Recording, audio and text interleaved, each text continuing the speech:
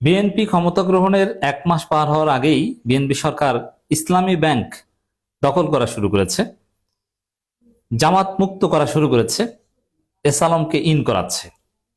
তবে এখানে যে বিএনপি নেতারা এসে ব্যাংকের ডিরেক্টর হবে, স্বতন্ত্র পরিচালক হবে, কিংবা চেয়ারম্যান এমডি হবে বিএনপি পন্থী, বিষয়টা এরকম নয়।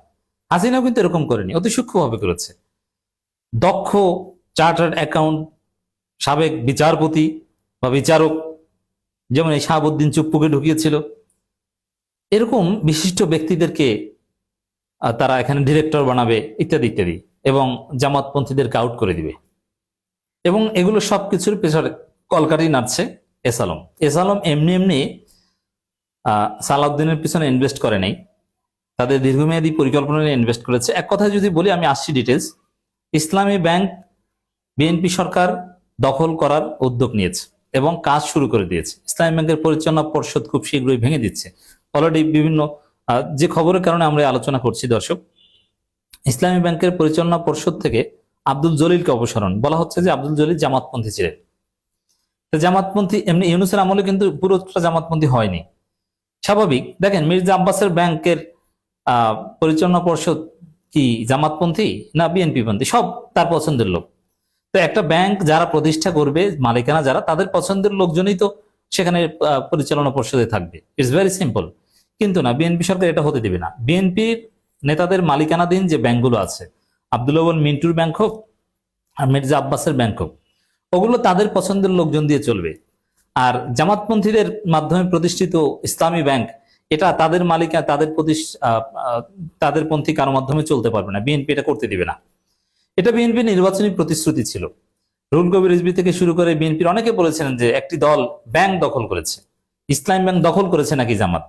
মানে এস আলমকে মোটামুটি আউট করে জামাতপন্থীদেরকে যতটুকু ঢুকানো হয়েছিল ইউনূসের আমলে, ওটাকে বিএনপি বলেছিল দখল করা।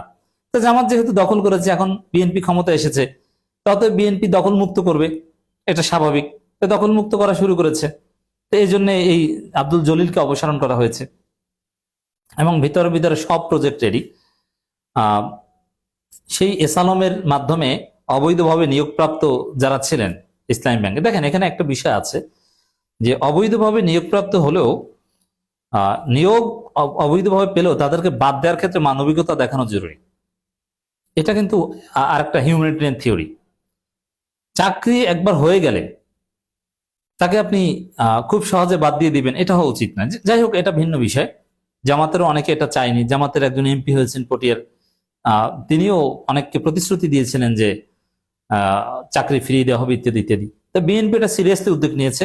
আর এস আলম এ কারণেই বিএনপির প্রতি ইনভেস্ট করেছিল যে বিএনপি ক্ষমতায় আসলে এস আলম যাদেরকে নিয়োগ দিয়েছিল তাদেরকে চাকরি ফিরিয়ে দিবে।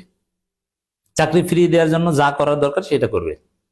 এই ইসলামী ব্যাংকে আরেকবার ভয়াবহ লুটপাট হবে। ইউনূসের আমলে ইসলামী ব্যাংক মোটামুটি ঘুরে দাঁড়িয়েছিল। সে এস আলমের যে ফোকলা করা, নামে বেনামে ঋণ নেয়া, এর সাথে জামাতের অনেকে জড়িত, আমরা জানি। এস আলমের যে লুটপাট, তাতে জামাতের অনেকে সহায়তা করেছিল। আর এই সুযোগটা এখন বিএনপি সরকার নিচ্ছে। তারা আরেকটা লুটপাটের বন্দোবস্ত কায়েম করবে, আবার এস আলমের হাতে তুলে দিবে। তবে এস আলমের হাতে তুলে দিবে এটা আপনি খালি চোখে দেখবেন না, অতি সূক্ষ্মভাবে তুলে দেবে। হাসিনা ব্যাংক দখল করেছিল, এটা সবাই জানতেন 17 সালে, কিন্তু এই ব্যাংকটা যে এস আলমের হাতে তুলে দিয়েছে এটা কি জানতেন? না, এটা কিন্তু জানতেন না। কারণ যাকে এমডি বানানো হয়েছে, একটা পর্যায়ে এসে এস আলমের লোক এমডি বা চেয়ারম্যান সবকিছু হয়েছিল, কিন্তু প্রথম দিকে কিন্তু একদম হাই প্রফেশনাল লোকজন হয়েছিল। তো দর্শক, এবার তো এই বাংলাদেশ ব্যাংকের গভর্নর তিনি এস আলমের লোক, তাকে অ্যাসাইনমেন্ট দিয়ে পাঠানো হয়েছে। তিনি নিজেই বলছেন কোন ব্যাংকে আর দলের হয়ে কাজ করতে পারবেন না। দলের হয়ে কাজ করতে পারেন মানে এই কথাটাই তো একটা ভুয়া কথা।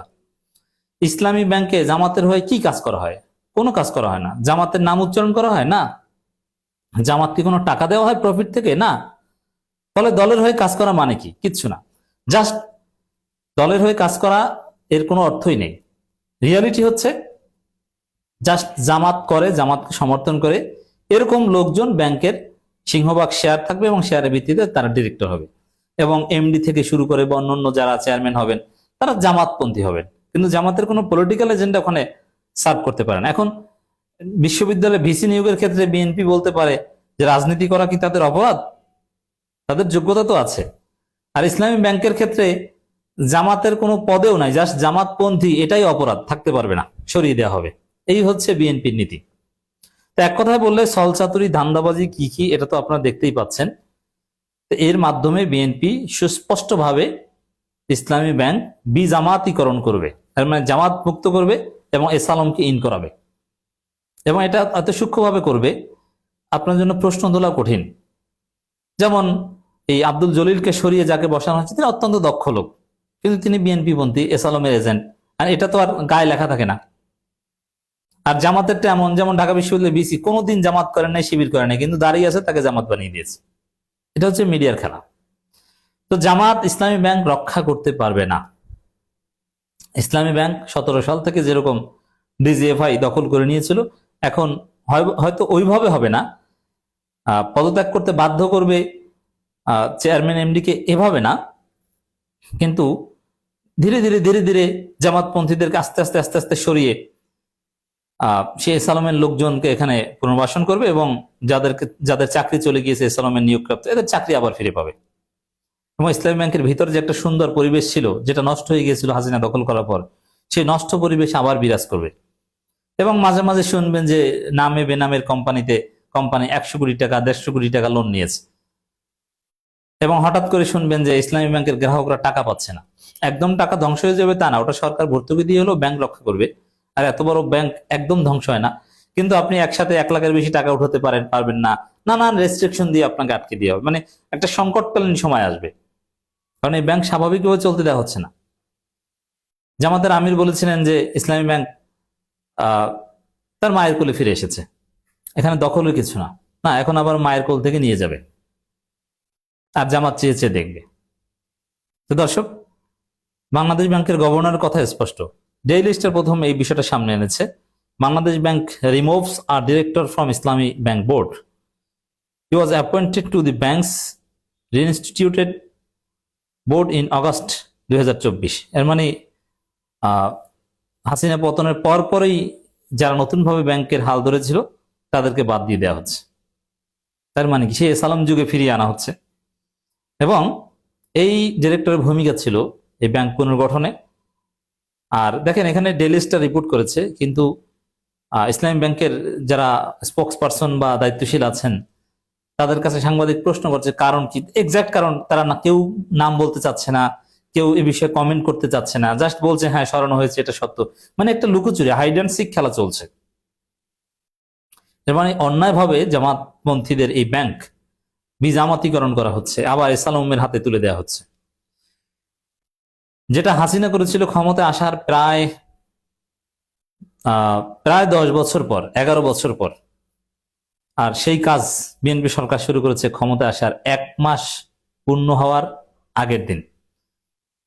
বুঝতে পারছেন বাংলাদেশ কোথায় গেছে?